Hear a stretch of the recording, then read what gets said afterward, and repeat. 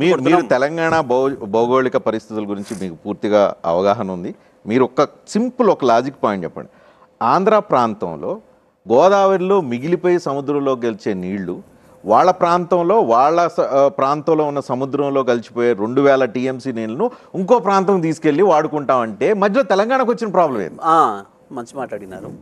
ఎప్పుడు కూడా మిగులు జలాలని తీసుకుపోవడం ఎవడు కూడా వ్యతిరేకించాడు. కానీ ప్రాజెక్టులు కట్టేది నికర జలాలపైన కడతారు. ఇది తేడా. ఒక్క నిమిషం, లెట్ మీ కంప్లీట్. చాలా ఇంపార్టెంట్ ఇష్యూ. ప్రాజెక్టులు కట్టేటప్పుడు నికర జలాల మీద కడతారు. వరద వచ్చినప్పుడు అదనంగా మీరు తీసుకుపోతే తప్పలేదు. ఇవాళ మీరు ప్రాజెక్ట్ కట్టినప్పుడు మేము కూడా కాళేశ్వరం కట్టినాం, ఇంకోటి కట్టినాం.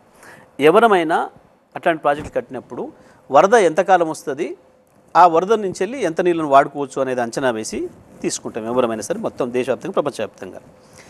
ఆ వరద సమయాన్ని మనం అంచనా వేసిన దానికంటే ఎక్కువ రోజులు కూడా వస్తే దాన్ని వాడుకోవడానికి వరద జలాలను వాడుకోవడం అని అంటారు. ఇలా మీ పోలవరం నుంచి ఎన్నైనా వాడుకోండి, ఎవరు వద్దామంటలేము.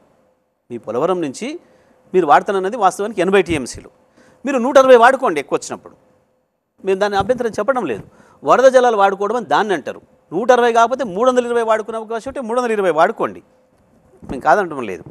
కానీ వరద జలాల పేరు మీద నేను కొత్త ప్రాజెక్ట్ కడుతున్నా అనేది మోసము.